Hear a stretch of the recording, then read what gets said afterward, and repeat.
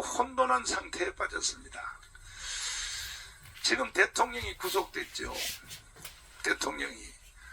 그리고 국정원에서 저한테 암호를 해독했다고 저한테 가르쳐줬습니다. 그리고 아침 10시에 국정원 직원 2명이 찾아왔습니다. 뭐냐? 정광훈을 죽이가 아니라 마취를 시켜 마다리 포대에 담아서 반잠수정으로 반잠수정 그러면 저희 강화도죠. 주로 강화도. 거기서 북한으로 보내라 하는 것을 국정원이 암호를 해독을 하고 국정원 직원이 10시에 2명이 저를 찾아왔어요. 그래서 제가 말하기를 그랬습니다. 저는 하루라도 속히 죽는 게 소원이다. 이 가문 운동을 제가 7년 해봤는데 보통 힘든 게 아닙니다. 그래서 나는 한나라를 가는 것이 좋으니까 하는 말이 목사님은 하늘나라 좋은 데 갈지 몰라도 목사님이 없으면 나라는 바로 망합니다. 그러니까 이제 윤석열 대통령을 감옥에 가두고 지금 북한이 저를 노리고 있습니다. 그래서 노리고 있는데 그러면 이제 뭐 전체를 대한민국을 장악하는 것으로 이렇게 생각을 하고 있지만 그러나 북한이 대한민국 국민들을 너무 얕보고 있는 것입니다. 지금 부정선거를 통하여 국회 야당이 192석을 점령해서 뭐 이거는 이 대통령 이상의 권세를 행사하는 거죠. 뭐 다 탄핵시키고 그 다음에 뭐 그거 다 뭐 말할 것 없습니다. 이거는 대통령보다 더 월권행위를 하는 그런 짓을 하니까 윤석열 대통령이 어차피 이것은 이 상태로 두면 알지도 못하는 사이에 이건 북한으로 나라가 넘어간다. 사실은 제가 문재인 정부 때 3번 구속됐습니다. 3번 구속돼서 그것도 저는 북한의 짓이라고 봅니다. 북한의 짓이라고 보고 문재인은 완전히 간첩입니다.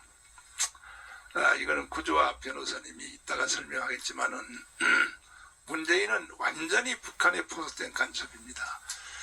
저를 3번 구속시켰으나 76개 혐의입니다. 내란 선동 혐의. 지금 또 시비 거는 거하고 똑같은 제목이에요. 집시법 위반, 선거법 위반, 명예훼손.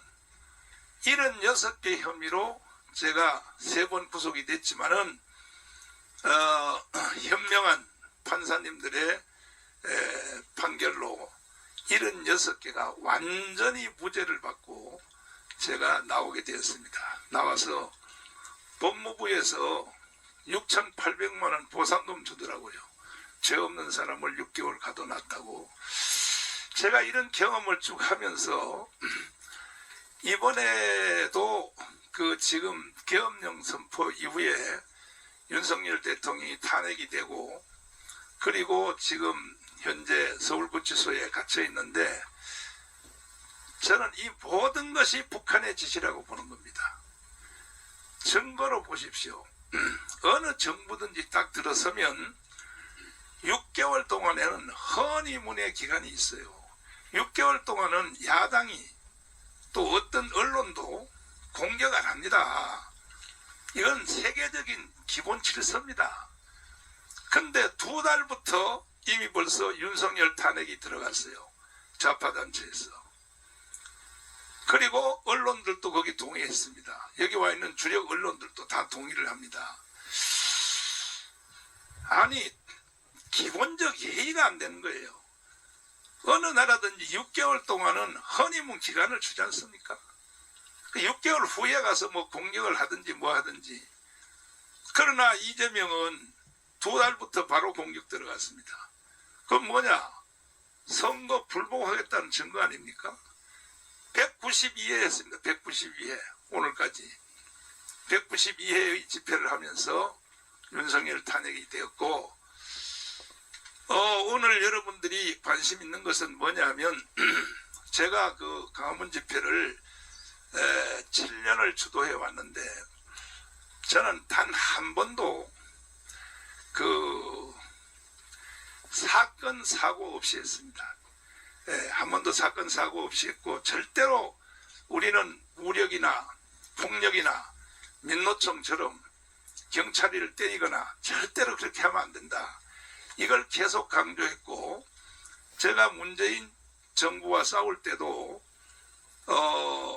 심지어 뭐 UDT 그 다음에 북파공작원 그 다음에 공수특전단 이런 예비역들이 저한테 찾아와서 아니 목사님 뭘 그렇게 힘들게 애국운동을 하십니까? 우리가 들어가서 청와대 들어가서 할 수 없이 불쌍한 청년들 경호원들 10명은 희생이 돼야 되니까 그리고 문재인 가서 딱 죽이고 자기도 자살하고 죽겠다고 하는 사람들이 300명 가까이 찾아왔어요 저한테. 그래서 제가 가문운동하는 것보다가 그 300명들을 말리는데 더 힘들었어요 사실. 절대 그렇게 하면 안 된다. 왜 그렇게 하면 안 되느냐 하면 노무현을 안 봤냐? 문재인을 죽이면 문재인이가 부활해버려. 그리고 다시는 정권을 잡을 수가 없어. 그래서 내가 그들을 말리느라고 심지어 모 단체에서는 M16 총을 2정을 가져오고 7탄 3,000발을 가지고 와가지고 나 그 사람이 누군지 지금 잊어먹었는데 자기가 결행해서 말이야 완전히 문재인 죽이겠다 이제 이렇게 했는데 내 이런 사람들을 말리는 것이 가문 운동하는 것보다 더 힘들었습니다. 그 이유는 내가 왜 말렸느냐? 노무현을 보면 모르냐고요. 노무현 그거 다 망했었는데 자살하니까 부활해버리잖아요. 부활. 그래서 저는 이 정치 세계에 대해서 관심이 많기 때문에 절대로 그렇게 하면 안 된다. 우리는 정상적인 비폭력으로 그리고 정상적으로 정권교체를 해야 된다 해서 사실 언론 여러분들이 동의할지 모르지만은 우리는 가문운동을 7년을 함으로 최고의 결실을 윤석열을 대통령을 만들었습니다. 그리고 정권교체를 우리는 이루어내었습니다. 이게 바로 우리는 비폭력으로 해낸 것입니다. 선거 방법을 통하여. 그런데 지금 와서 또 다시 서울 경찰청에서 특별수사팀을 만들어서 정강훈을 체포한다, 구속한다 하는 이 신호탄은 김민석 최고의원이 내가 워싱턴에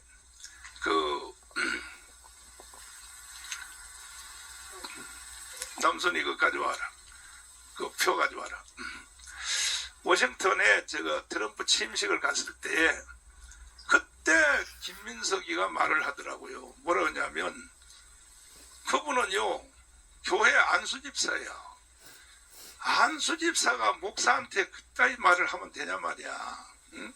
교회 질서에 따라서도 다른 사람을 시키든지 차라리 말이야. 응? 뭐라 그랬냐? 인터폴에 신고하여 체포하겠다. 정광훈을. 김민석 의원님에게 내가 물어보겠습니다. 당신이 인터폴을 가지고 노나요? 그거는 뭐냐? 나를 협박하는 겁니다. 협박을. 뭘 협박했냐? 날 보고 한국에 들어오지 말란 얘기죠. 한국에 들어오지 말라고 협박한 걸로 보입니다. 저는. 그러나 저는 당당히 김포공항에 체포될 각오를 하고 김포공항에 들어와서 내가 기자회견을 하게 되었습니다. 그래서 지금 대한민국이 되어가는 이 상황을 보면 마지막으로 총정리하면 되라. 그러니까 이제 이것도 지금 윤석열 대통령 감옥에 가둔 것도 전부 저는 북한을 대변하는 이 북한의 앞잡이들이 이렇게 하고 있다고 생각합니다. 자, 보십시오.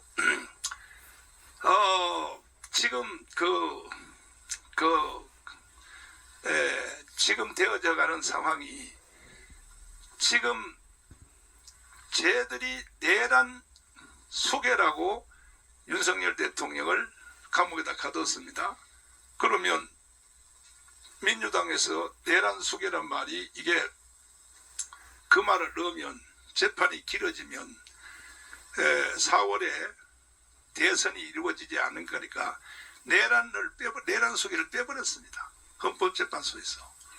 그러면 내란 수괴 때문에 모든 것을 윤석열 대통령 감옥에 가뒀으면 내란 수괴를 민주당에서 빼버렸어요. 빼버렸으면 바로 해방해야죠. 바로 해방해야 될 거 아닙니까?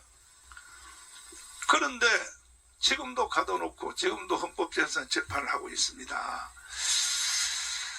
저는 여기까지 말씀을 드리고 이제 저를 돕고 있는 우리 박사님들 또 변호사님들을 통하여 또 질문하겠습니다. 우선 저에 대한 질문이 있으면 먼저 말씀해 주시면 제가 정성껏 대답 드리도록 하겠습니다. 네.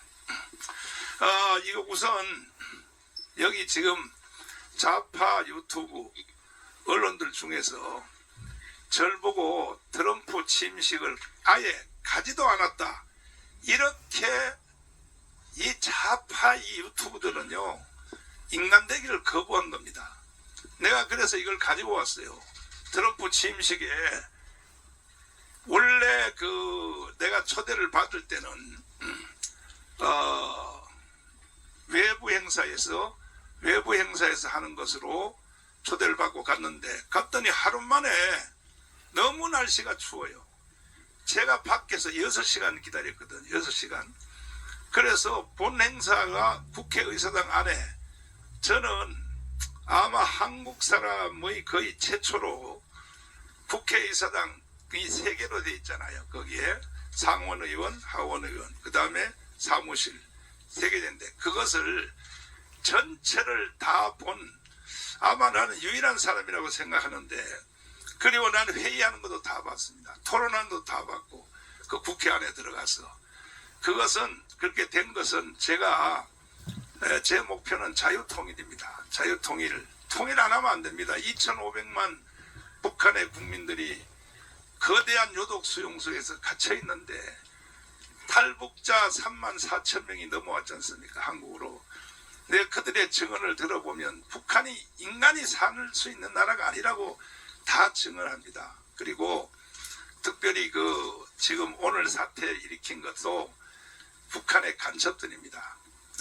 황장여 선생님은 말씀하시기를 간첩이 5만 명이 북한에서 파송했다. 황장여 선생님은 정치적으로 서열 2위였습니다. 북한에 2위인데 와서 말하기를 증언을 했고, 저와 함께 2년 동안 애국운동했던, 지금은 국정원에서 불어주지 않아서 지금은 애국운동을 못하고 있습니다. 국정원에서 허락을 안 해서. 김국성 선생님은 15만 명이라고 했습니다. 이분은 정보계통으로는 1인자입니다. 정찰 총국에서 가장 높은 사람이 한국으로 들어왔습니다. 들어온 이유는 장성택이가 처형되는 걸 보고 이분이 장성택 계열에 속했다 그래요. 그래서 자기가 생존을 위해서 북경에서 한국으로 왔다.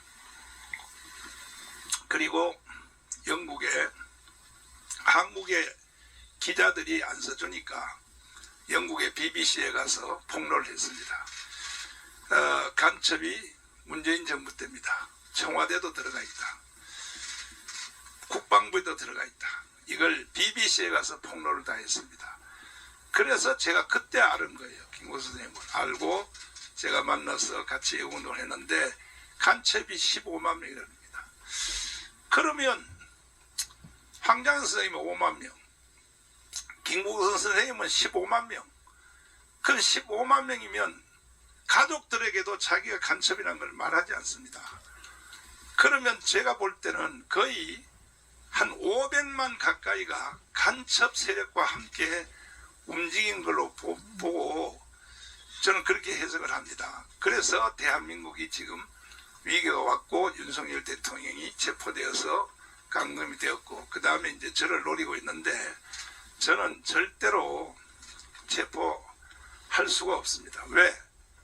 이미 벌써 2019년도에 저를 똑같은 제목으로 내란선동, 집수법 위반, 선거법 위반, 명예훼손 뭐 이런 6개를 가지고 다 무죄를 받고 나왔는데 지금 또 똑같은 제목으로 나를 또 내란선동 혐의 이걸로 또 고발을 했거든요.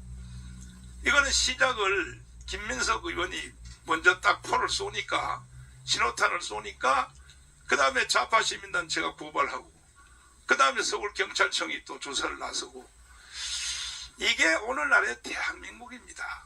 자, 여기까지 말씀 내가 너무 길게 말씀드렸는데 자, 그러면 그 질의응답을 아마 정광훈 목사님에 대한 음해성 글이 많이 돌아다녀서 묻고 싶은 게 많을 텐데 오늘은 서부지방법원 폭동사건과 관련해서 좀 질문을 해주시고요. 이후에 다른 사안들은 다시 또 기자회견을 통해서 여러분들 알려드릴 테니까 오늘은 죄송하지만 서부지방법원 폭동사건 관련해서 궁금한 거 있으면 소속과 이름을 밝히시고 직접 질문해 주시기 바랍니다. 예, 저쪽. 이은기입니다. 어쨌든 서부지방 폭동을 선동했다는 소속이 어디시죠? 예. 저 어디? 시사인의 이은기라고 하고요. 그 서부지방 폭동을 선동했다는 혐의 자체는 부인하시는 건지 다시 여쭙고요. 그리고 저항권 이야기 계속 하셨는데 무슨 근거로 저항권 요건을 갖췄다고 보시는 건지 궁금합니다. 일단은 저항권에 대해서는 일단은 우리 김학성 교수님이 헌법학자인데 저는 개인적으로 대한민국의 헌법학자 제1호라고 생각합니다. 그래서 우리 김학성 교수님이 설명을 해주시고 그 다음에 서부지법에 대한 그 사건에 대해서는 제가 대답하는 것보다가 실제 경험한 신혜식 대표님이 오셨으니까 일단은 김학성 교수님부터 먼저 국민 저항권에 대해서 설명을 한번 해주시겠습니다. 네. 아마 저희가 오늘 준비한 것은요, 김민석 최고에 대한 반박, 두 번째는 서부지방법원과 관련돼서 선동이 아니라는 것, 세 번째는 일반 변호사의 설명이 있겠는데요. 제가 김민석 최고에 대한 반박은 유인물로 다 준비가 됐는데 나중에 다 하나씩 배포가 될 것입니다. 김민석 최고에 대해서 반박하기 전에 이 제목을부터 보면 내란 선동 혐의란 말을 쓰고 있는 것인데 여러분 기자분들한테 제가 다 넣고 말씀드리지만 내란이라고 하는 것은요 대법원 판례가 되면 비상계엄이 해제가 되면 내란은 일체 종료가 된다고 돼 있어요. 그 이후에 어떤 행위도 내란 관련된 이 단어가 등장할 수 없다는 점을 다시 한번 제가 강조해 드립니다. 만약에 그런 말을 쓸 수 있다면 지금 전광훈 목사님이 폭동을 통해서 체제 전복을 준비하고 있고 그것을 전제로 선전선동을 했다라고 한다면 새롭게 그 단어가 가능하겠지만 이미 다 끝나버린 행위에 대해서 선전선동이라는 단어는 성립할 수 없다는 사실을 제가 강조하고 김민석 최고위원에 대해 제가 반론을 하도록 하겠습니다. 문장이 간단해요. 먼저 풀 텍스트를 제가 빨리 읽고 한 줄씩 제가 반박을 할 것입니다. 특별히 전광훈 집회의 책임을 엄정히 짚을 때가 되었습니다. 탄핵 반대 집회에 동원 알바비 지급을 공언하고 공수처 인근 분신 사건 후에는 효과 있는 죽음의 기회를 주겠다고 망언했고 서울구치소에서 윤석열을 강제로 데리고 나와야 한다고 선동하고 서부지법 앞으로 모이자고 주도했습니다. 무엇보다 헌법을 부정하고 폭력을 조장하는 국민저항권이라는 해괴한 개념을 내세운 것은 반국가 세력 척결을 내란의 명분으로 삼았던 윤석열과 똑같은 가짜 자유민주 파쇼 논리입니다. 자유민주주의를 파괴하고 폭력을 조장하는 정광훈식 극단주의가 민주헌정의 새로운 최대 위협 요인입니다. 이게 김민석이가 발언한 내용입니다. 간단히 보겠습니다. 첫째 센텐스를 보면 반대 집회에 동원 알바비 지급을 공언하고 했는데 저희는 알바비 지급을 공적으로 약속한 바가 없습니다. 현재 광화문의 탄핵 반대 집회에 참석하는 모든 분들은요 다 자기 비용으로 참여하고 있는 것으로 제가 알고 있습니다. 1회 참석에 약 5만 원 정도가 드는데 차비 2만에서 3만, 식대 10,000원, 헌금 1만 원 정도, 통상 5만 원 정도를 본인이 자비 부담으로 탄핵 집회에 참석하고 있다는 사실을 제가 분명히 밝혀드리는 것입니다.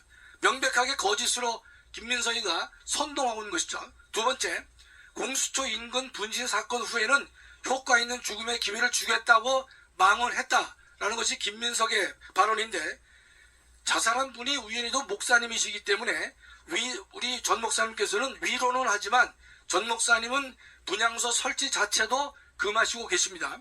자살은 지옥에 가는 것이기 때문에 귀한 자신의 생명을 버려서는 안 된다고 늘 강조하시는 분이 전광훈 목사님이시고요. 특히 좌파들은 사람이 죽을 경우 그 죽음을 이용해 극단적 행동을 벌이는 것과는 지금의 광화문 애국세력의 운동은 엄청난 차이가 있다는 사실을 제가 분명히 하고 있는 것입니다.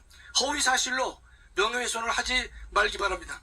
세 번째, 서울구치소에서 윤석열을 강제로 데리고 나와야 한다고 선동하고 이런 말을 썼는데, 이 말의 워딩은 천만이 모여서 한 마음이 된다면 대통령이 억울한 구속에서 벗어날 수 있다는 의미로 이 문장을 해석해야 되는 것이지 강제로 데리고 나와야 한다는 것으로 볼 수가 없는 것입니다. 여기서 김민석의 문해력이 얼마나 부족한지를 알 수가 있는 것입니다. 네 번째, 서부지법 앞으로 모이자고 주도했습니다 라는 문장이 있는데, 그날은 서부지법에서 구속영장 발부가 예정되어 있기 때문에 영장 발부 반대 집회를 서부지법 앞에서 모여서 한 것에 불과합니다. 참고로 헌법상 보장되는 집회는요, 항의 대상 장소를 집회자들이 언제 얼마든지 선택할 수 있다는 것을 여러분이 분명히 아시기 바라요. 항의 장소, 거기를 우리가 선택해서 할 수 있단 말이죠. 서부지방법원에서 영장 발부가 예정되어 있으니까 당연히 서부지방법원 앞에 가서 집회와 시위를 하는 것은 너무나 지극히 당연한 것입니다. 우리가 서부지법 건물 훼손과는 전혀 무관한 것이고, 앞으로 이제 다음에 또 말씀드릴 것인데, 저희는요, 김민석 같이 미 문화원 점거 농성부 같은 국가기관을 점거하고 훼손할 생각이 전혀 없다는 사실을 다시 한번 천명하는 바입니다.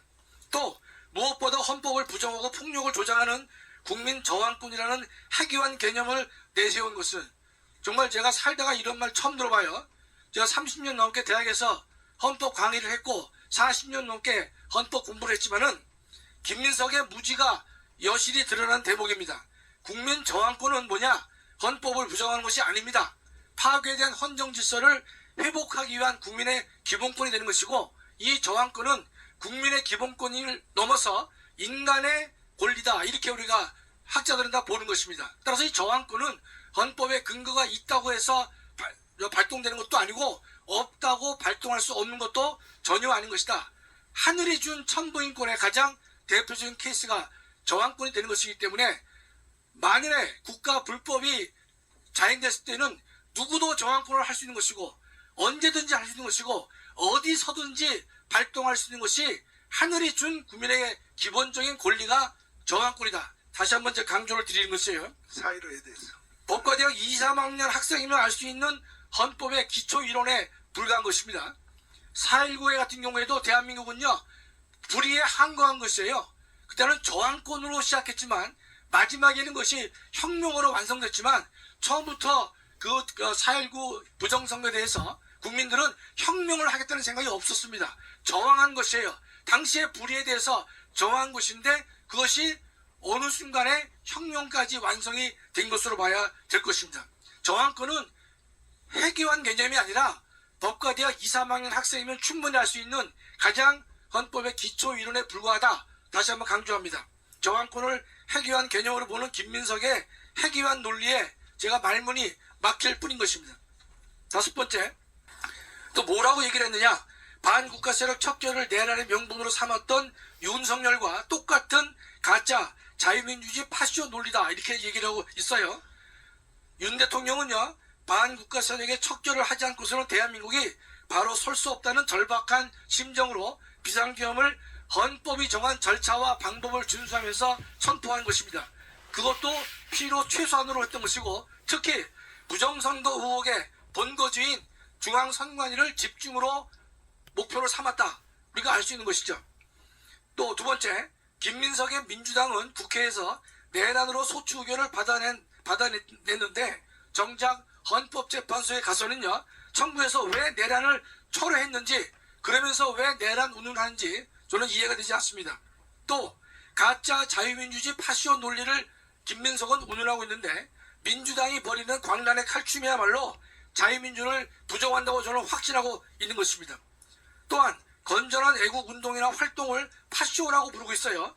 파쇼라는 단어는 주체 사상을 신봉하는 주사파들이 자유민주주의를 공격하기 위해서 주로 사용되는 용어인 것이지, 통상의 정상적인 자유민주주의 국민들 사이에서는 파쇼라는 단어를 금기어로 생각하고 있는 것입니다. 그렇다면 김민석이가 파쇼라는 용어를 쉽게 사용하는 것을 보니까 주사파를 추종했던 김민석이 아직도 구태를 벗지 못하고 반국가 세력인 주사파를 추종하지 않나 의심이 드는 것입니다. 마지막으로 김민석은 자유민주주의를 파괴하고 폭력을 조장하는 정광훈식 극단주의가 민주헌정의 새로운 최대 위협 요인이다, 이렇게 말을 마치고 있는데, 다시 한번 강조하지만 광화문 애국 세력들이 6년에서 7년간 광화문에서 엄청난 대규모 집회를 매주 가졌지만 단 한 번도 폭력 사고를 일으킨 바가 없다는 사실을 확인시켜 드립니다. 또한 폭력을 조장하고 실행에 옮기는 것들은요, 민주노총의 단골 메뉴라는 사실을 여러분이 잘 아실 겁니다.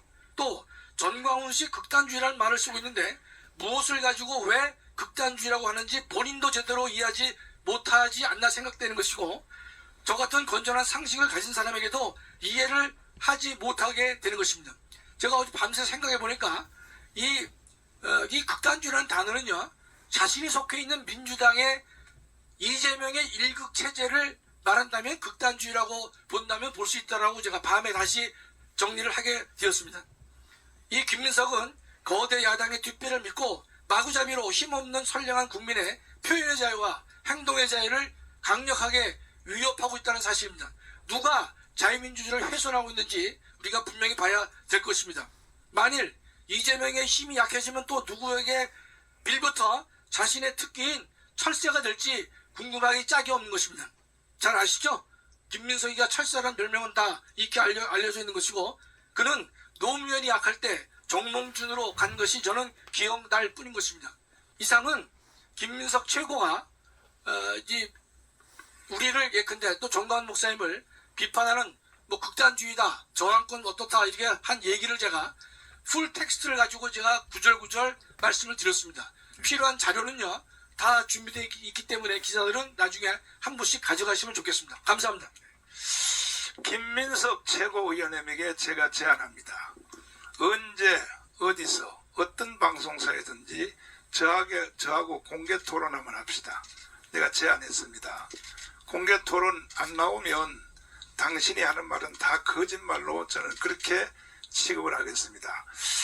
그리고 지금 서울경찰청에서 그 서부지법 폭동사건을 계속 연결하려고 특수팀을 만들어서 진행을 하는데, 여기에 대해서는 우리 신혜식 대표님이 거기서 앞에서 이끌었기 때문에 설명을 해드리도록 하겠습니다. 네. 자, 그날 서부지방법원 앞에서 직접 집회를 주도하고 또 해산 명령까지 본인이 다 했기 때문에 그 사정을 누구보다 제일 잘 알고 있기 때문에 우리 신혜식 대표에게 직접 한번 들어보겠습니다. 예, 기자 여러분들 잘 아시겠지만 1월 18일 서부지법 사건과 관련해서는 저희 대국본 그리고 집회를 주도했던 신혜한수 팀은 전혀 관련이 없습니다. 그날 광화문 집회에서 서부지법 앞까지 행진이 됐는데, 이 행진은 당일 12시경 경찰과 협의하에 이동하게 됐습니다. 4시에 집회가 종료되고 바로 서부지법으로 이동을 했는데, 저는 그 전날부터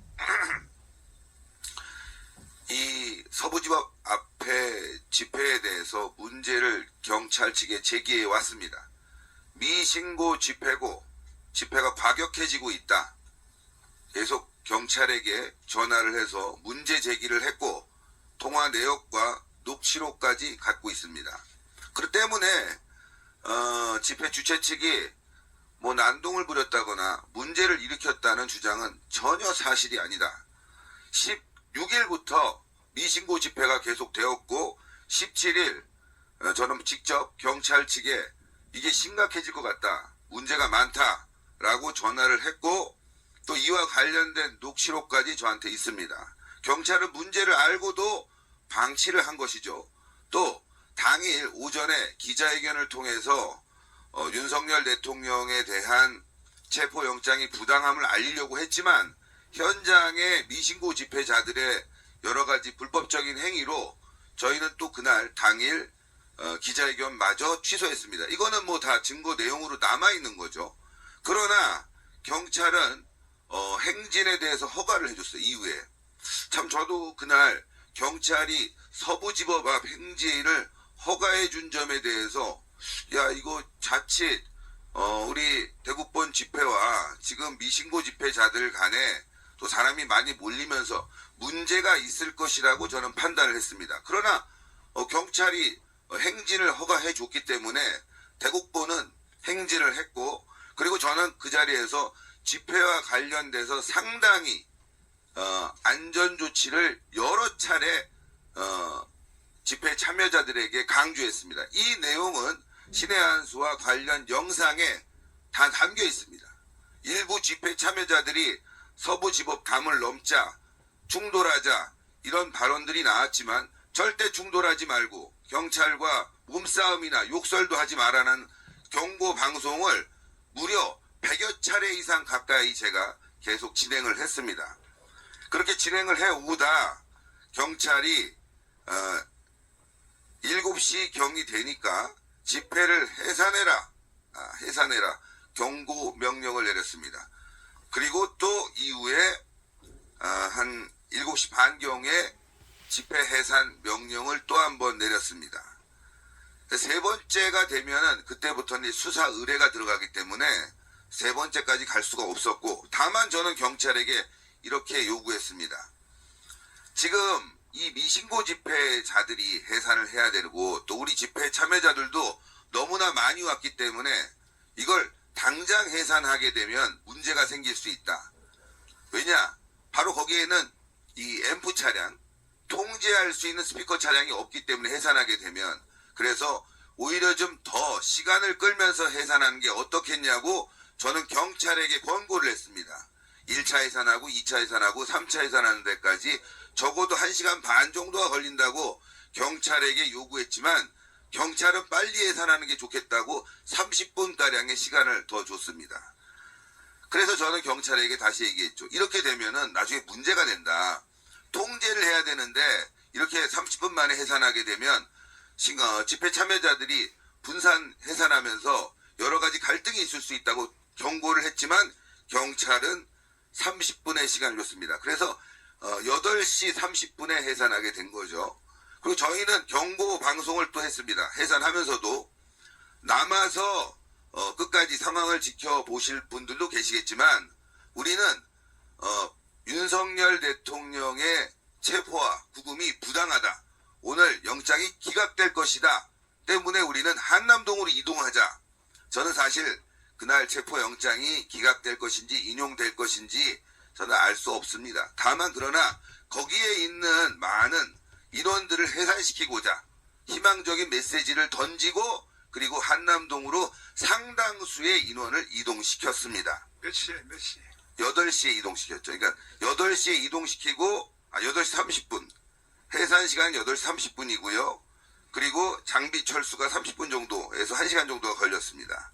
그래서 장비는 21시에 모두 철수가 완료됐고 8시 30분 그러니까 해산 요청을 받은 건 8시고 8시 30분에 저희는 경고 방송을 하고 그 경고 방송에서도 우리는 한남동으로 이동할 것이고 또 절대 남아 계신 분들은 경찰과 물리적인 폭력이라든가 몸싸움, 말싸움 이런 걸 하지 마라.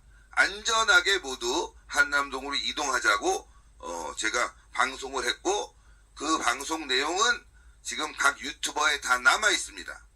그날도 서부지법에서 불법을 주도하던 미신고 집회를 주도하던 여러 명의 집회 참여자들이 저희 집회에 난입을 해서 서부지법으로 가자, 끝까지 남아있자, 뭔가 행동을 하자고 했을 때마다 저는 그들에게 평화적 집회가 우리의 요구를 관철시킬 것이라고 계속 얘기했고 또 일부 참여자들에게 항의까지 받는 사태까지 있었습니다. 이처럼 당일 우리 대국본과 신의 한수 집회는 평화적으로 유지하려고 상당수 노력을 했고 이틀 전부터 경찰 측에게 미신고 집회에 대한 문제점을 제기를 했습니다. 그러나 일부 언론들은 이러한 집회 주최 측의 노력을 무시하고 마치 전광훈 목사님이 배후 세력인 양 보도를 하고 있다는 점에 대해서 굉장히 불편하고 팩트 체크가 안 돼 있다는 점에 대해서 서운한 마음을 갖고 있습니다. 사고가 일어난 시간은 언제 일어났어요? 사고가 일어난 시간은 그날 새벽 3시 경입니다. 그러니까 저희가 집회를 해산하고 난 뒤에 새벽 3시부터 문제가 발생을 한 거죠.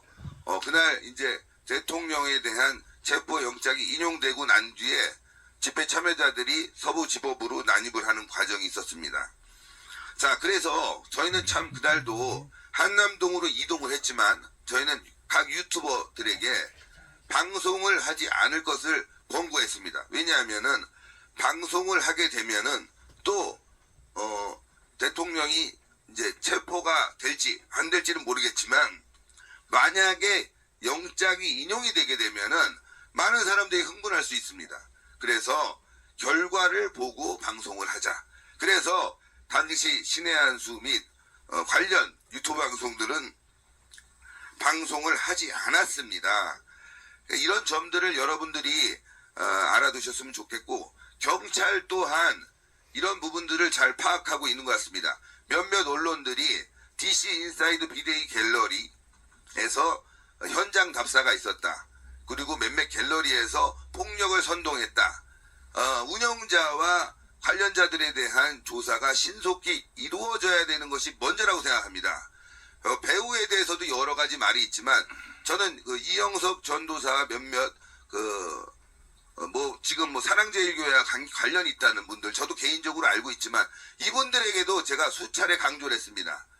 서부지법 앞으로 가지 말고 우리 집회에 참여해 주시고 한남동으로 이동해야 된다고 수차례 강조했음에도 불구하고 이분들의 개인적인 행동으로 일탈행위로 문제가 생긴 것입니다. 그리고 한남동 집회에서도 저희는 평화를 계속 강조했지만 일부 불법 폭력 집회 주동자들이 한남동 집회를 가두리 또 콘서트, 웅변대회로 폄하하는 등 이 서부지법 사태에 대한 그 밑바닥을 그려가는 세력들이 있었습니다.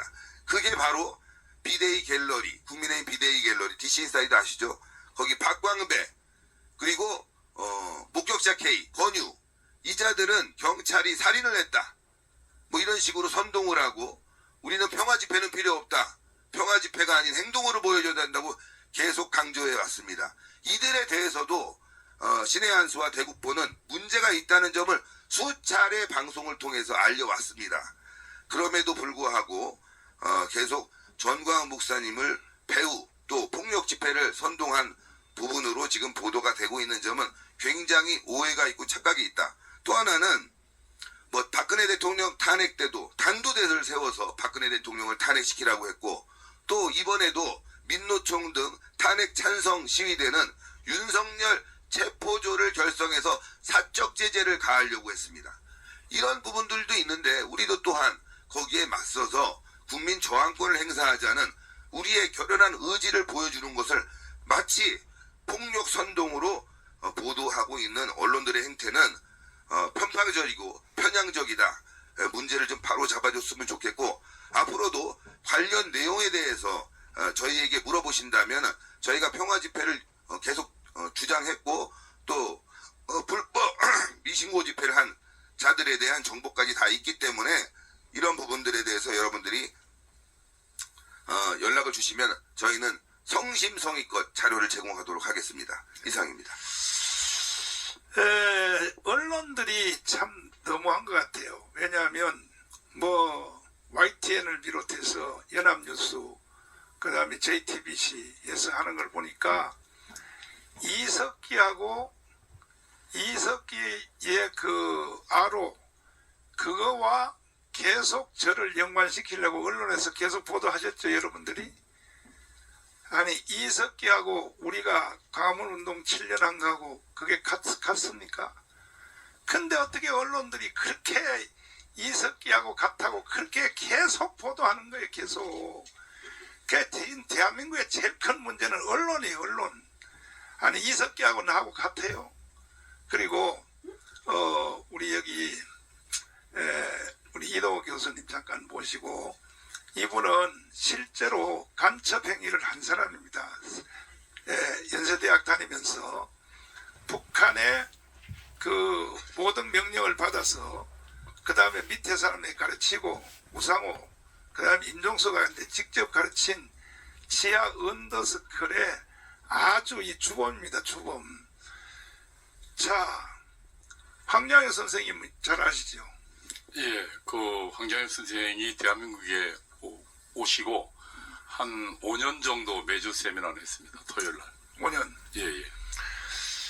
그래서 결국은 지금 오늘 같은 건국 후 최고의 지금 위기 사태가 일어났는데 이건 전부 그 과거에 연세대학 다닐 때 했던 바로 그들이 간첩 세력, 예, 주사파 세력. 예. 이들이 지금 현재 지금 대한민국을 주도해 나간다 생각하는데 어떻게 생각하십니까? 그러니까 이제 그 84년도에 강철 서신의 저자죠 김영환 씨가 서울대학교에서 북한의 주체 사상을 받아들여서 그것을 녹인 강철 서신이라는 걸 발표했고, 그리고 그 해부터 주체 사상을 지도 이념으로 한 학생운동이 생깁니다. 86년도 건대 사건은 그래서 대외적으로는 뭐 반해세, 반독재, 애국학생 투쟁연합 집회, 애학 투쟁 사건이지만 실제로 대한민국의 학생운동이 주사파에서 완전히 장악된 사건입니다. 그 이후에 그 경찰의 대대적인 그 수사로 거의 주사파가 괴멸 상태에 이르고 주사파가 노선 전환을 합니다.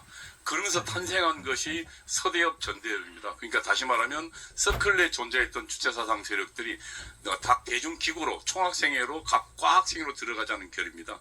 그것을 우리 내부에서는 전투적 총학생회론이라 했습니다. 그래서 운동권 세력이 특히 주체사상 세력들이 전부 학생회 단위로 들어가서 학생회를 장악합니다. 그리고 나타났던 게 87년도 6월 투쟁입니다. 6월 투쟁에 서울 지역을 중심으로 했던 서대협이 만들어지고, 물론 이제 당시에 86년도 당시에 살아남은 게 고려대를 중심으로 한 주사파 언더 연대 서클들이 살아 있었고, 그것이 나중에 서대협으로 나타납니다. 그리고 6월 투쟁 성공 이후에 87년도 8월 달에 전국 최대의 조직 전대협이 탄생하게 되죠. 그리고 그 전대협은 나중에 한청년으로 가서 훨씬 더 주체 사상의 지도임을 더 정확하게 합니다. 전대협은 정확하게 이야기할 수 있는 게, 당시에 우리는 매일 북한의 구국의 소리 방송을 매일 청취하고, 거기에서는 투쟁론, 다시 말하면 민족해방, 민주주의 혁명론을 강의했고요. 그리고 거기서는 투쟁 과제를 제시하고 구체적 투쟁의 구체적인 슬로건을 제시했습니다. 그런 슬로건은 지금도 계속되고 있더라고요. 노무현 탄핵 당시에 제가 알기에는 구국의 소리 방송 한국민족민주전선에서 뭐라고 지시했냐면, 이것은 의회 쿠데타라고 지시했고요. 1시간도 안 돼서 국회에 당시 여당이죠.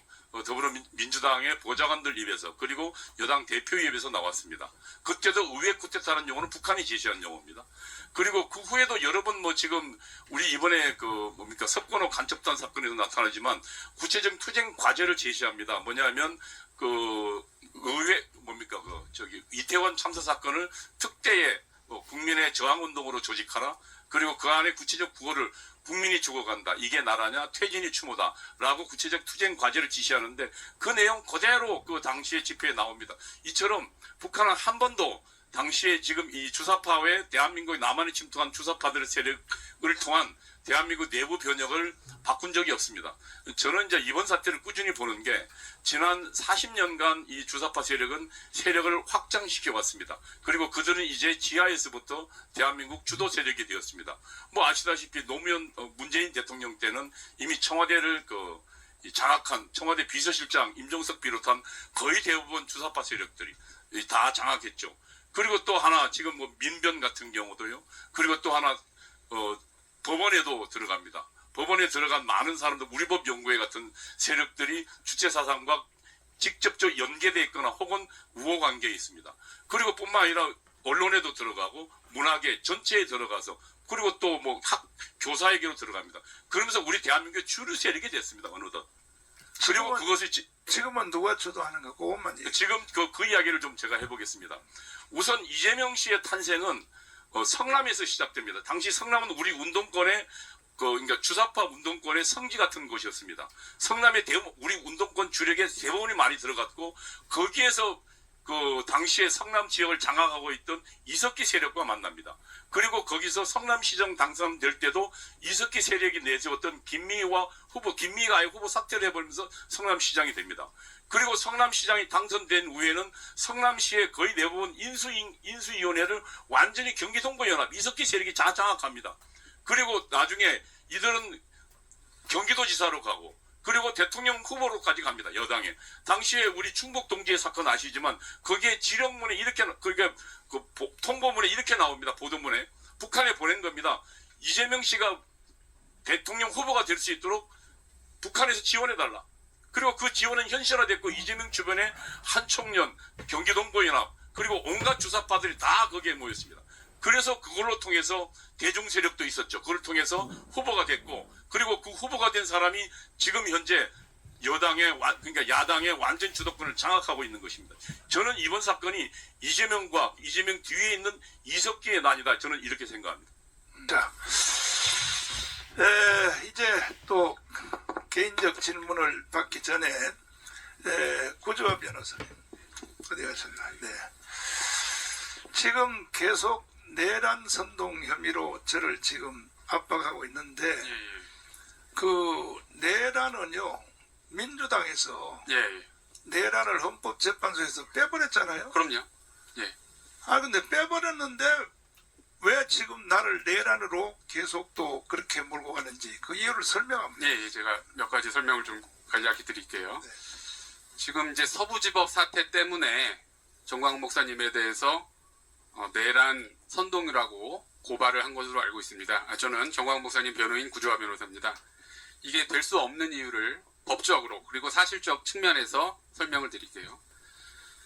일단은 가장 중요한 이유는 내란 선동 행위를 하지 않으셨습니다. 이게 가장 중요한 이유고요.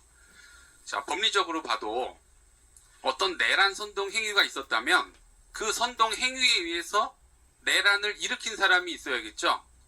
근데 누가 내란을 일으켰죠? 서부지법 사태에서 아무도 내란을 일으키지 않았고요. 지금 구속되어 있는 65명은 내란죄로 구속되어 있는 게 아니라 공무집행 방해 그리고 건조물 침입죄로 구속이 돼 있어요. 그래서 내란죄 자체가 없었기 때문에 내란 선동이 성립될 수가 없다는 것이고요. 어거지로 끼워 맞춘다 하더라도 굳이 말할 거면은 공무집행 방해 선동이라든가 건조물 침입 선동 이렇게 얘기를 했어야 되는데 그런 죄명은 형법에 존재하진 않죠. 그래서 이렇게 봐도 안 되고 저렇게 봐도 안 되고 이건 수사 자체를 개시해서는 안 되고 개시할 수도 없는 사안인 겁니다. 그 다음에 사건의 배후가 있다라고 가정을 해보자고요. 그러면 이 서부지법 사태 일어나고 1월 18일 이후에 2, 3일 내로 그 배후가 이미 다 밝혀질 수밖에 없습니다. 왜? 핸드폰 다 뺏었잖아요. 그럼 핸드폰 조사해보면 거기에 배후가 다 있었겠죠. 당연히. 핸드폰 없이 어떻게 그 많은 인원을 조종하겠습니까? 그런데 아직까지도 경찰은 배후가 누군지 전혀 입도 뻥끗 못하고 있어요. 3주 이상 지났는데 이건 배후가 없다는 겁니다. 그리고 또 배후가 있다고 가정해보면 그 배후는 이 서부지법 사태를 통해서 무엇을 얻을 수 있을까요? 모든 행위나 범죄는 동기와 목적이 있어야 되지 않겠습니까? 근데 서부지법 사태를 통해서 돈을 얻겠습니까? 명예를 얻겠습니까? 권력을 얻겠습니까? 인기를 얻겠습니까? 네, 얻을 수 있는 게 아무것도 없죠. 그래서 이건 행위의 동기나 목적 자체가 없기 때문에 그런 배우는 존재할 수 없다는 것이고, 그리고 언론에서 나오는 그 당시의 목사님의 발언들 몇 개를 보면, 이제 국민 저항권 행사하자. 그 아까 교수님 말씀하셨듯이 국민 저항권 행사하자는 게 내란 선동이라고 하면 이건 코미디가 되죠. 어떤 헌법학자도 이건 인정할 수 없을 겁니다. 그리고 구치소에서 대통령님을 모시고 나오자. 이 발언은 대통령에 대한 불법 체포, 구속 행위가 부당하니 대통령님은 적법하게 석방되어야 한다. 이런 취지의 규탄 발언이지 진짜 구치소를 가서 대통령을 강제로 모시고 나오자는 말이 아니죠. 그건 물리적으로 불가능해요. 구치소는 들어갈 수가 없습니다. 탱크 같은 게 있지 않는 한은 물리적으로 불가능한 거고, 그리고 그게 내란 선동이면은 사람들이 구치소로 가서 해야지 왜 서부지법으로 갑니까? 그건 장소적으로도 연결이 전혀 안 되죠. 그리고 이틀 전 언론 기사를 보니까 이제 언론도 좀 많이 바뀌고 다른 법조인들도 제가 하는 말이 아니라 이 사건에 대해서 내란 선동이 될 수 없다라는 법조인들의 인터뷰가 이미 많이 나왔더라고요.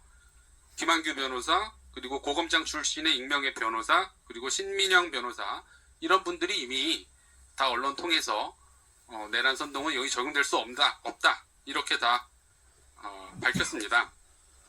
그래서 이틀 전 또 뉴스 보니까 피의자로 입건했다. 정광훈 목사를 피의자로 입건했다. 이런 기사가 이틀 전에 나왔어요. 근데 전담팀을 꾸린 거는 열흘 이상 지났습니다. 그럼 서울경찰청은 피의자로 입건하기도 전에 전담팀 7명을 꾸려서 수사했다는 겁니까? 뭐 불법 수사죠? 그래서 만약에 이런 사실이 또 드러난다면 여기에 대해서도 책임을 물을 수밖에 없습니다. 그리고 진짜 내란범은 누굽니까? 진짜 내란범은 여러분 다 아시다시피 공수처장 오동훈, 그리고 서부지법에서 불법 체포 구속영장을 발부한 이순영 판사, 차은경 판사, 그리고 이거를 부추긴 이재명 대표와 더불어민주당 국회의원들이 진짜 내란범이죠. 이미 다 고발이 들어가 있고, 이분들이 왜 내란범이냐? 아니, 대통령, 헌법기관이 대통령에 대해서 강압에 의해서 전복시키려고 했잖아요.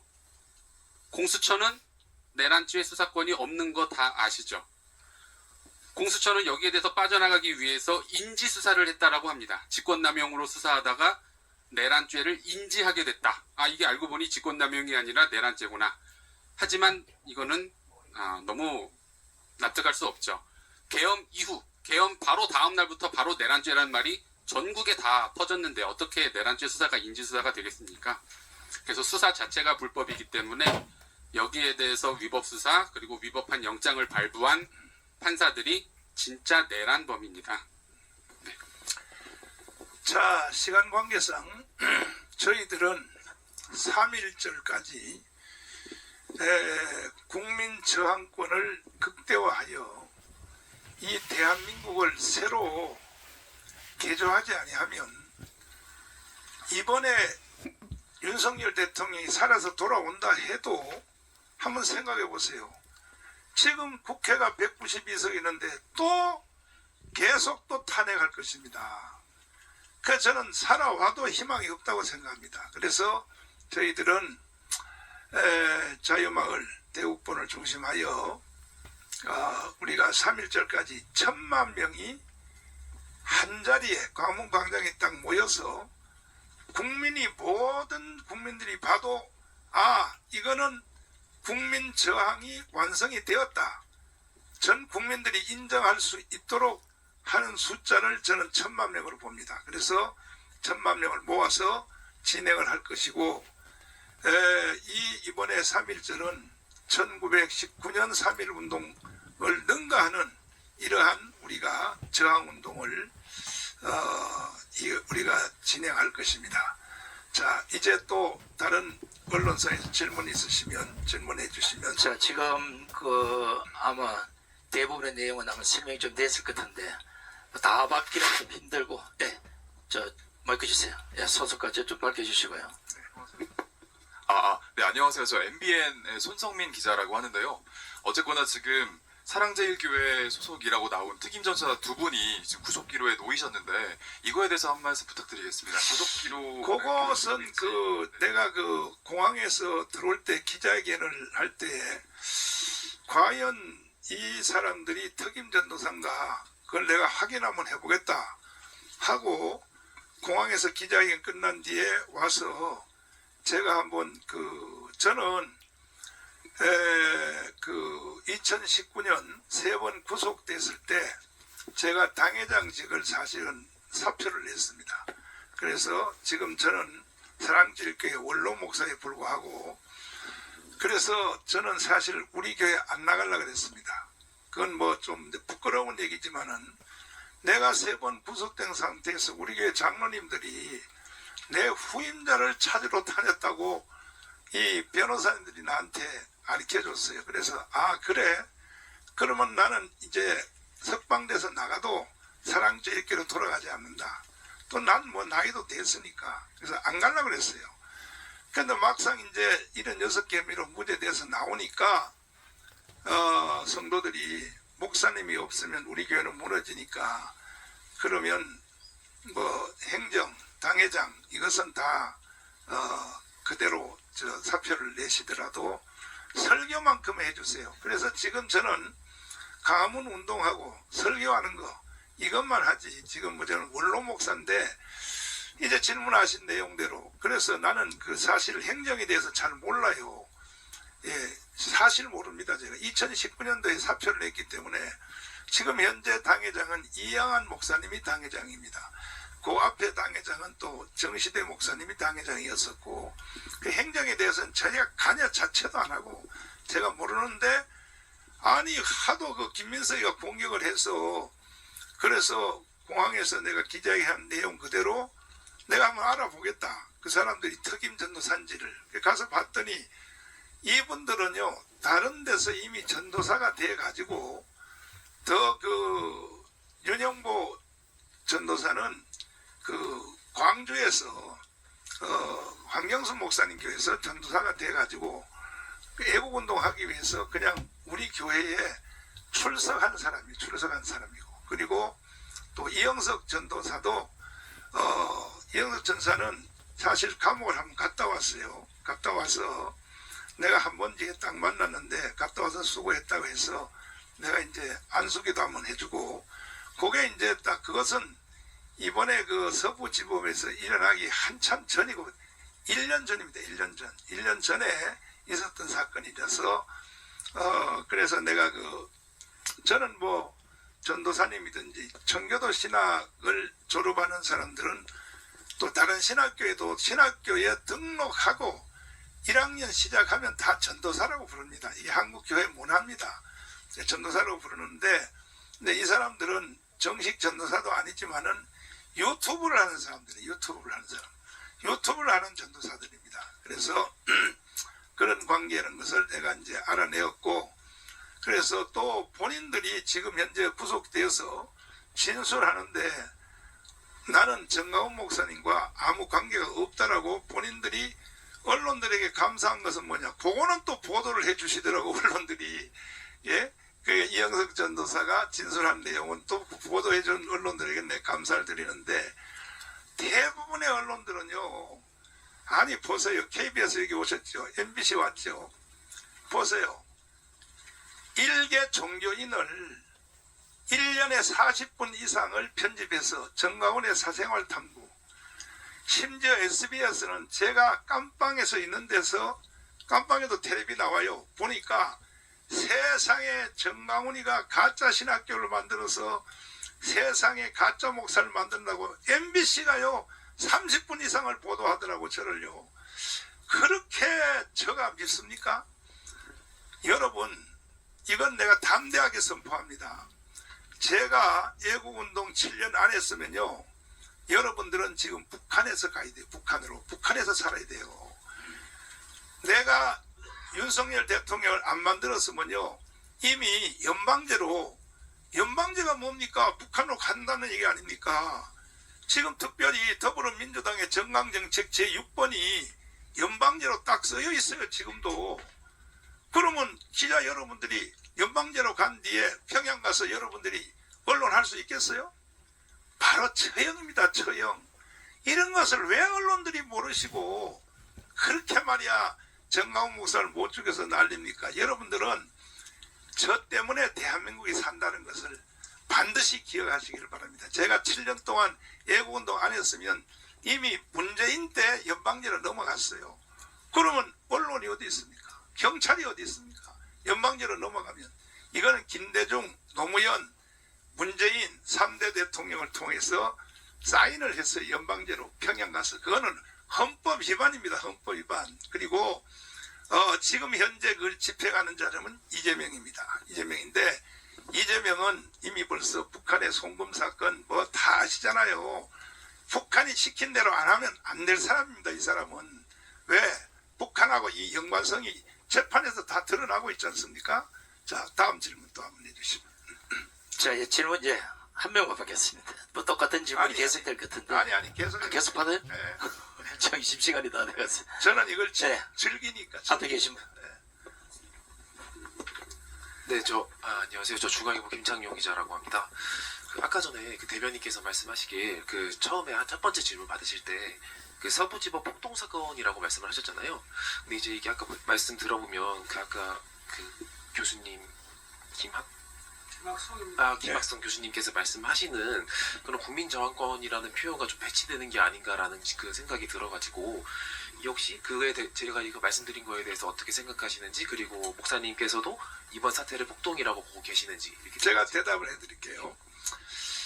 혹시 기자님이 우리나라 대한민국의 헌법 전문을 혹시 이해하고 계십니까? 네, 읽어봤죠. 거기 보면 4.19 정신을 계승하라고 이렇게 돼 있죠. 헌법 전문에. 그러니까 국가가 어려울 때는 4.19처럼 하란 얘기입니다. 이게 헌법 전문입니다. 헌법 전문.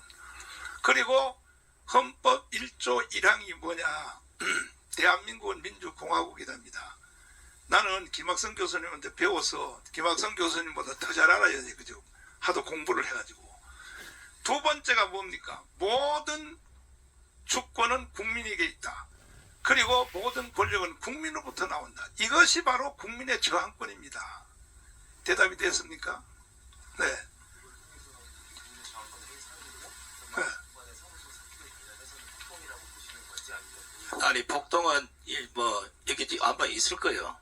많은 기자분들이 폭동이라는 직접 보도를 다 했고. 자, 그 다음에요. 제가 만약에요. 특수팀이 서울경찰청에서 꾸려졌는데 이것도 상부의 지시가 뭡니까? 지금 민주당과 헌법재판소와의 그 내통하는 거 문자 메시지 다 보셨죠?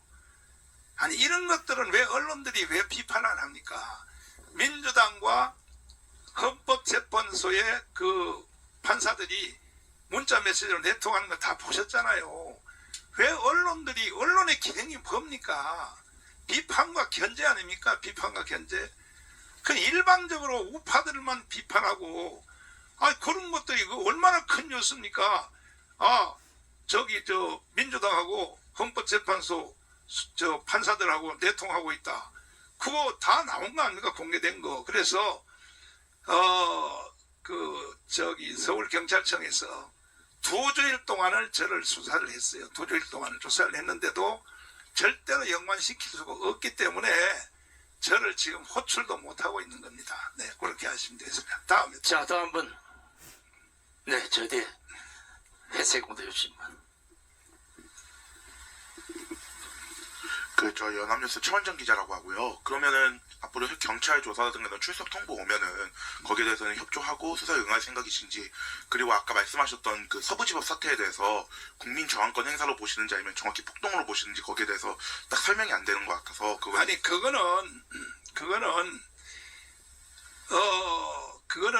폭동도 아니고 아까 우리 구조화 변호사님 설명 이미 다 했습니다. 그거는 내란 아까 뭐라 했어요? 구조화 변호사님. 네? 공무집행 방해. 그것으로 지금 다 62명인가 구속돼 있지.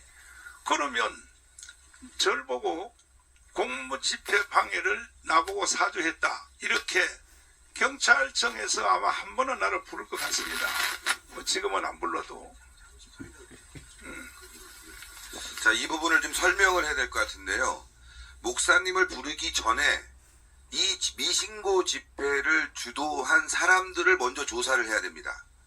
그러면 이제 배우가 나오겠죠. 그 사람들은 영상에서 내가 이 집회를 주최했다. 그 물품도 여기서 받았다. 경찰이 해산시켜도 계속 모이라고 한다. 계속 모이라고 한 사람들이 있습니다. 당시 동시 시청자가 최소 3만에서 4만 정도를 봤거든요. 그리고 우리가 현장에서 집회를 할 때는 불과 5천 명뿐이 보지 않았습니다. 동접자가. 근데 서부지법 앞에서 집회하던 사람들 최대 4만에서 많게는 8만까지 보던 사람들이 있었는데 그 사람들이 집회를 주최했고 자신들이 미신고 집회라고 얘기하고 있습니다. 그러면은 그 사람들을 먼저 불러서 조사를 하고 배우를 조사한 다음에 만약에 관련성이 있다면은 전광훈 목사님을 불러서 조사를 해야지 집회 주최자를 미신고 집회 주최자, 불법 집회 주최자를 부르지도 않은 상태에서 수사도 하지 않은 상태에서 관련성도 없는 전광훈 목사님을 불러서 수사를 한다는 것은 이거는 탄압이다. 전광훈 목사님과 광화문 세력을 죽이기로 한 탄압이다. 또 하나 또 말씀드리면은 저는 집회를 주최하면서 서부지법 앞에서 기자회견 등 집회하는 게 굉장히 위험하다고 경찰에게 수차례 강조했습니다. 그럼에도 불구하고 그쪽으로 행진을 허가한 그것은 경찰이 혹시 함정을 파놓고 이거 수사하는 것이 아니냐라는 의심까지 듭니다. 자, 대답이 다 되셨나요? 그래서 아까 말한 대로 내란 선동은 이거는 그 계엄령이 끝난 시간에 내란 선동은 끝난 겁니다. 내란이라는 말은 끝난 것입니다. 그래서 구조화 변호사님 말한 대로 뭐 불법 침입죄 뭐 그런 걸로 이제 구속이 됐는데 저는 언제든지 부르면 가야죠.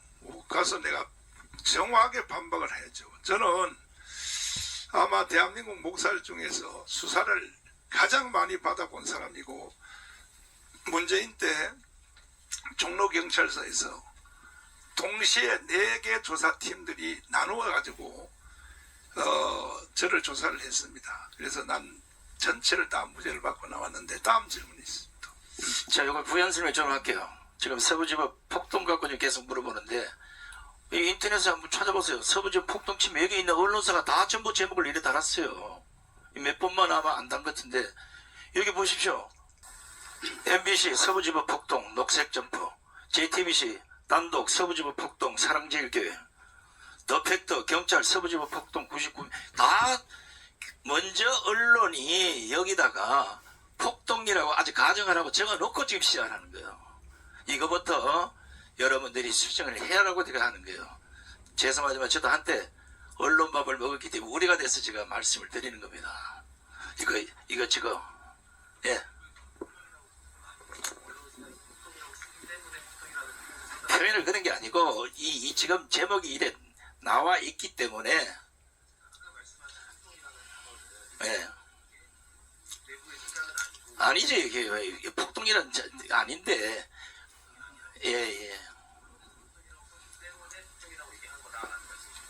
아니 그게 그런 의도가 아니고 들어보세요. 자 고트리 보지 마시고 그게 자, 아니고 들어보세요.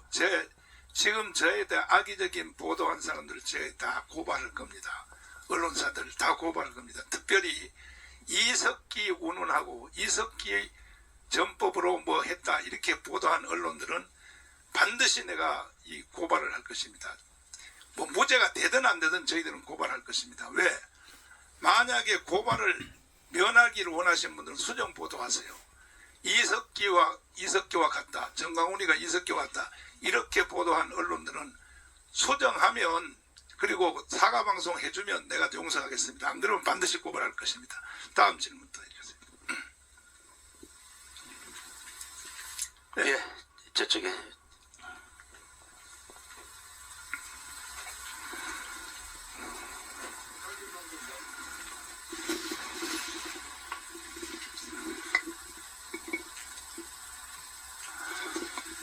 아까 이영석 전도사님은 1년 전에 그 본 사이라고 말씀해 주셨고 윤영부 전도사는 따로 본 적이 있거나 아는 사이는 아니신지 먼저 여쭙고요. 그리고 두 번째로 그 처음에 국정원에서 찾아와서 이렇게 뭐 반잠수정 이런 내용을 말씀해 주셨다고 했는데 그럼 국정원이 현재 목사님의 신변 보호를 해주고 있다고 주장하시는 걸로 확인해도 되는지?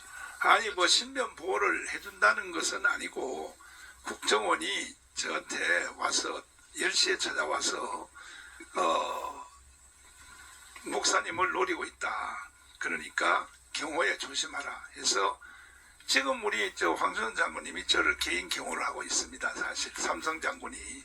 그래서 이제 윤석열 대통령 감옥에 넣었으니까 두 번째 이제 나를 노리는구나 하는 것을 제가 국정원을 통해서 알게 됐죠. 국정원이 찾아왔어요. 2명이 직접 우리 교회 찾아와서 나한테 조심하라고 그렇게 하고 있습니다. 네. 다음 또 다른 질문. 윤영보요? 윤영보 전도사는 원래 광주에서 그 황경순 목사님 교회에서 전도사 하다가 애국운동 하기 위해서 우리 교회로 왔는데 제가 뭐 지나가면서 주차장에서 이렇게 보고 이렇게 한지 제가 지금 뭐 원로 목사인데 그 뭐 밑에 그 조나단 목사님이 방송을 잘못했어요. 뭐냐면 특임 전도사라고. 특임 전도사가 난 특임 전도사 그래서 내가 가서 확인해 보니까 특임 전도사도 아니고 그냥 애국운동 하기 위해서 서울로 온 사람입니다. 그래서 우리 교회를 다니고 있고 주차장에 이제 다니면서 가끔 인사하면 인사할 정도 이 정도의 관계지 내가 무슨 뭐 아니 그런 애들하고 내가 대화할 군번입니까? 제가 지금 나이가 지금 70이 넘고 원로 목사인데 이거 좀 부연 설명을 하면 이해가 될 것 같은데 사랑제일교회 아마 와보신 분들이 많이 있을 거예요. 교회가 협소해서 주차장이나 뭐 엉뚱한 장소에서도 지금 예배를 보고 있는 거고 그것도 좁아서 안 돼서 지금 광화문 광장에 나와서 집회를 보고 있는데 수백 명의 전도사, 수백 명의 목사님 천재가 아닌다면 그거 다 기억하기는 어려울 거예요. 그런 것 때문에 정확히 알고 있다, 모른다. 알 수는 있겠지만 이런 형태로 설명을 드린 거니까 그걸 꼭 양해하시고요. 무조건 그 교회 다니니까 뭐 그 교회 왔다 갔다 하니까 목사님은 다 알아야 된다. 이건 아닌 것 같아요. 그렇게 좀 양해를 좀 해주시기 바랍니다. 다음 질문. 다음 질문 한번 받고 해야지. 저 이제 한 번만 더 받겠습니다. 거의 다 나온 것 같은데.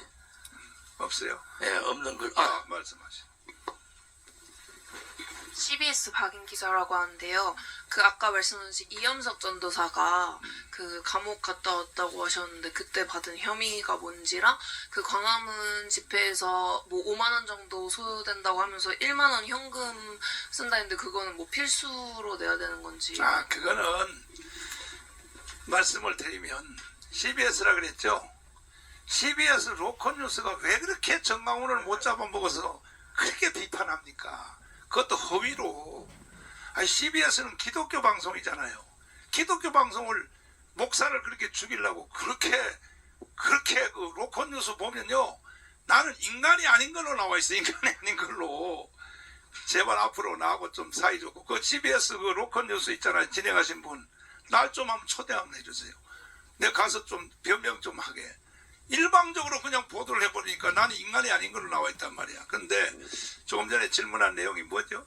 바로? 이영석 전사님. 그것도 아까 구조화 변호사님 말한 그대로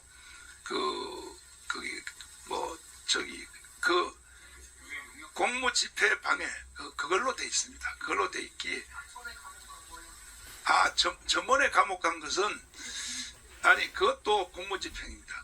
그거는 우리 교회를 재개발해서 불법으로 우리 교회를 점령하려고 6번 시도를 했어요. 그러면 우리 교회 성도들이 2만 명인데 자기 교회를 84억에다가 우리 교회 한번 와보십시오. 그게 84억밖에 안 되는가. 이거는요, 박원순이가 아주 범죄자예요. 84억을 우리 교회다 통장에다 일방적으로 쏘아놓고 합의도 없이 그냥 건물과 교회하고 다 나가라고. 그래서 우리 교회하고 재개발하고 싸움이 붙은 겁니다. 그리고 저희 팀이 여기 오셨는지 모르지만은 언론사가 이렇게 하면 되겠습니다. 정강훈이 재개발 주민들에게 500억을 강제로 뺏어서 내가 뺏어요. 사실 우리 교회 같은 걸 지으려면요 1000억도 돈 더 들어야 돼요. 근데 나는 500억에 합의를 해준 거야. 왜? 나머지는 건축원금 해가지고 지려고. 그런데도 말이야, JTBC에서 500억을 정강훈이가 주민들에게 뺏었다. 그 전부 다 사과하십시오. 사과 안 하면 내가 다 고발할 것입니다. 그 다음에 우리 박사님. 간단하게 아까 중앙일보 기자가 얘기를 했지만 여러분 저항은요 모든 국민의 권리지만 폭력 행사를 전제로 하지 않습니다. 광화문에 모인 1000만 성도는요 우리의 의로운 분노를 국민에게 표출하는 것이지 광화문 애국 성도들은 창을 든 바도 없고 칼을 든 바도 없고 무기 사용 바도 없어요. 그 저항은 폭력과는 무관한 것이다. 두 번째, 여러분 선동선전이라는 죄를 정확히 아셔야 돼. 잘 모를 거예요. 우리 형법은 선동선전은 세 군데밖에 없습니다. 내란죄 선전선동, 외환죄 선전선동, 폭발물에 관한 죄는 선동만 있어요. 나머지는 형법상 선동선전죄는 없습니다. 이번에 공무집행 방해가 있었다. 거기에 대한 선전선동 가당치 않은 논리가 된 것이에요. 여러분 잘 몰라서 그래. 형법에 선동선전 딱 세 개밖에 없다 그랬죠? 여러분 유념해 두시고 예컨대 만약에 이번에 그 서부지방법원에 그 뭐 폭력 사태가 있잖아요. 그럼 그네들이 주동이 돼서 공무집행 방해라고 그 건물을 파괴한 것이지 그거 관련돼서 뭐 선전선동이다 이런 용어는 법률상 용어가 아니라는 사실을 제가 다시 한번 강조를 해드립니다. 자, 여러분, 기자 여러분, 오늘 공부 많이 하셨습니다. 공부 많이 하셨으니까 앞으로 취재활동 잘 해주시길 바라고, 다른 질문 없으면 마치도록 하죠. 네. 자, 아니. 또 한번 하세요, 또. 아까, 네. 아니. 손 드신 분. 네. 그 이제 목사님이나 이런 집회에서 하시는 말씀 보면 이제 그 사법부가 모두 그 장악이 많이 되어 있다, 좌파단체 장악이 되어 있다 이렇게 많이 말씀을 하시던데 네. 이제 말씀 들어보니까 이제 목사님께서 이제 76개 혐의로 그때 문재인 정부 때 뭐 구속되고 했을 때는 모두 무죄를 줄 만큼 좀 그래도 좀 목사님 입장에서 보면 좀 깨어있던 사법부가 왜 이제 윤석열 정부 들어와서 그러면 모두 이제 좀 좌편향 쪽으로 바뀌었다 이런 말씀 이렇게 이해를 해야 되는 건지 어떻게 봐야 되는 건지 이해가 잘 안 됐어요. 우리나라 재판부는요, 영국의 BBC 방송이 보도를 했어요. 대한민국의 재판은 돈 50억 갖다 주면 무죄도 유죄도 무죄로 된다고. 저렇게 영국의 BBC가 그렇게 흉을 보는 거예요. 대한민국의 재판이 아니라고. 그러면 그런 충고를 좀 받아야 되고, 그리고 어떤 사건을 이제 걸려서 이제 재판을 받게 되면 판사가 우리 법 연구회인가 이 사람들이 재판하면요 무조건 이건 유죄로 돼. 그 다음에 일반 판사들 만나면 무죄가 돼요. 이게 재판입니까 도대체가. 그러니까 나는 이게 사법부도 이미 벌써 주사파에게 난 넘어갔다고 생각하는 거예요. 내가 재판을 제일 많이 받아본 거예요. 목사로서는 제일 많이 받아봤고 수사도 내가 수백 번 받아봤는데 지금 대한민국이 참 완전히 무너진 것은 정말 경찰 아니 이번에도 지금 저 윤석열 대통령 헌법재판소 재판하는 과정을 내가 다 지켜봤는데 내가 보니까요 군대도 무너졌고 경찰도 무너졌고 아니 대한민국의 경찰이 제1번이 뭡니까? 국가 원수를 지키는 거 아닙니까? 근데 어떻게 경찰을 앞세워서 공수처가 그 대통령 관저를 경찰들이 그 집행한 거 아닙니까? 그래서 뭐가 뭔지 저는 이 국민 교육이 잘못됐다고 생각해요.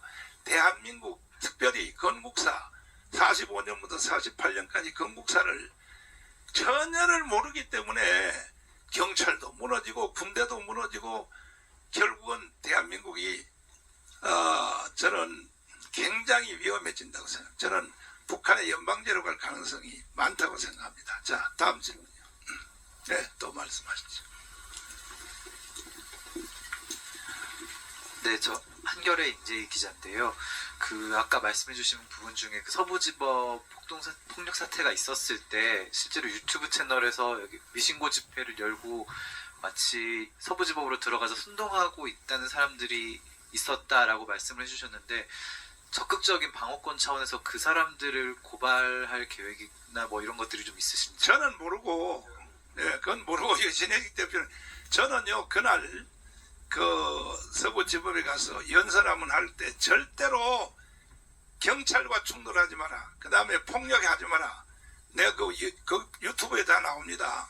내가 그걸 경고하고, 저는 몸이 안 좋으니까 바로 연설 끝나고 왔고, 그리고 그 다음날 우리는 또 트럼프 대통령 취임식에 가야 되기 때문에 저는 바로 빠져나왔어요. 이것은 이제 신혜식 대표님이 잘 아시죠. 예, 고발장 써놨습니다. 예, 다 증거 채증됐고, 심지어는 말이죠, 당일 영상 지웠어요. 그 유튜버들은. 근데 이게 문제가 될 거라고 생각해서 저는 전날부터 영상 다 다운로드 받아놨습니다. 일부러. 미리 준비를 해놓은 거예요. 이거 심각해지겠다. 그래서 영상 다운로드 다 받아놨고, 그리고 관련 자료들 다 채증해놨고, 그래서 고발장도 다 이미 써놓은 상태입니다. 다만 경찰이 고발하기 전에 불러야 되는 거 아닙니까? 뻔한 거잖아요. 조사를 하면 다 나오는 내용입니다. 그 사람들이 미신고 집회를 했고 선동을 했다는 걸 나오고 다 나오는 상황인데도 불구하고 아직도 그 미신고 집회 주최자들을 조사 안 한다는 거는 전광훈 목사님을 음해하고자 전광훈 목사님을 걸고 넘어지려고 혹시 언론 플레이를 경찰이 하고 있는 것이 아닌가를 의심하고 있어요. 그래서 일단 기다려 볼 겁니다. 경찰이 만약에 그자들을 조사나 수사를 하지 않는다면은 저희가 고발장을 써놨기 때문에 바로 고발장 제출하겠습니다. 제가 내란 선동 혐의를 했다 해도 무죄예요. 왜? 나는 2019년도에 이게 공식 메뉴야, 메뉴. 내란 선동, 집시법 위반, 선거법 위반, 명예훼손. 나는 그걸 76개를 다 무죄를 받았다고요. 무죄 받았는데 무슨 또 내란 선동을 또 아니 그래서 나는 뭐 경찰이 부르고 하면 다른 사건도 부르고 하면요. 일단은 내가 이 조중동에 광고 낸 거 있죠. 광고 낸 거. 이런 내용을 가지고는 더 이상 나를 고발하지 말아라 하고 내가 왜? 좌파단체들이 계속 그 엉뚱한 짓을 하니까 그래서 조중동에다가 광고 낸 게 있어요. 이런 혐의에 대해서는 더 이상 나를 고발하지 말아라. 이 시간 이후로 고발하면 내 용서하지 않겠다고 조중동에다가 저도 돈이 없어요. 돈이 없지만 조중동에다 광고까지 냈다고요. 이런 내용은 날 고발하지 말아라고. 그런데도 지금도 김용민이가 1번입니다. 김용민이가 끊임없이 고발하고 있어요. 예. 자, 다음 질문. 예, 말씀하시죠. 이제 시간이 많이 마지막으로 이제 한 분만 질문을 받고. 네, 뉴스핌 조준경 기자입니다. 신혜식 대표님께 질문 드리고 싶은데 그 아까 전에 고발장 쓰셨다고 했는데 그 당일 영상을 지은 유튜버들도 있다고 하셨어요. 근데 네. 특정되는 유튜버들이 있는지 채널명이나 채널명 알려드릴게요. 좀 말씀해 DC 인사이드 운영자 박광배 유튜버, 실명 권세민, 그리고 목격자 K 유튜버, 실명 권유, 이 두 사람이 미신고 집회를 운영했고 당일 폭력 선동을 했다는 것이 분명해지고 있습니다. 경찰은 하루하루 빨리 이자들에 대한 수사를 진행해서 배우를 찾아야 될 것이고 그 배우가 드러나면 뭐 전광훈 목사님 있으면 그게 이제 배우겠죠. 근데 전혀 없을 것이다. 이렇게 말씀드립니다. 건국 후에 가장 혼돈한 상태에 빠졌습니다. 지금 대통령이 구속됐죠. 대통령이. 그리고 국정원에서 저한테 암호를 해독했다고 저한테 알려줬습니다. 그리고 아침 10시에 국정원 직원 2명이 찾아왔습니다. 뭐냐? 정광훈을 죽이가 아니라 마취를 시켜 마다리 포대에 담아서 반잠수정으로 반잠수정 그러면 저희 강화도죠. 주로 강화도. 거기서 북한으로 보내라 하는 것을 국정원이 암호를 해독을 하고 국정원 직원이 10시에 2명이 저를 찾아왔어요. 그래서 제가 말하기를 그랬습니다. 저는 하루라도 속히 죽는 게 소원이다. 이 가문 운동을 제가 7년 해봤는데 보통 힘든 게 아닙니다.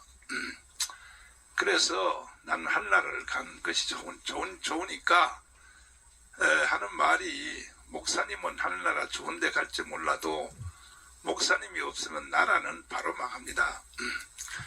그러니까 이제 윤석열 대통령을 감옥에 가두고 지금 북한이 저를 노리고 있습니다. 그래서 노리고 있는데, 그러면 이제 뭐 전체를 대한민국을 장악하는 것으로 이렇게 생각을 하고 있지만, 그러나 북한이 대한민국 국민들을 너무 얕보고 있는 것입니다. 지금 부정선거를 통하여 국회 야당이 192석을 점령해서 뭐 이거는 이 대통령 이상의 권세를 행사하는 거죠. 뭐 다 탄핵시키고 그 다음에 뭐 그거 다 뭐 말할 것 없습니다.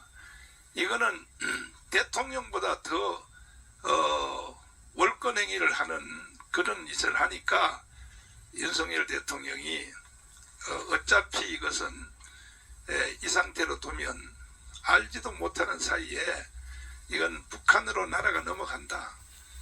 사실은 제가 문재인 정부 때 3번 구속됐습니다. 3번 구속돼서 그것도 저는 북한의 짓이라고 봅니다. 3번 구속시켰으나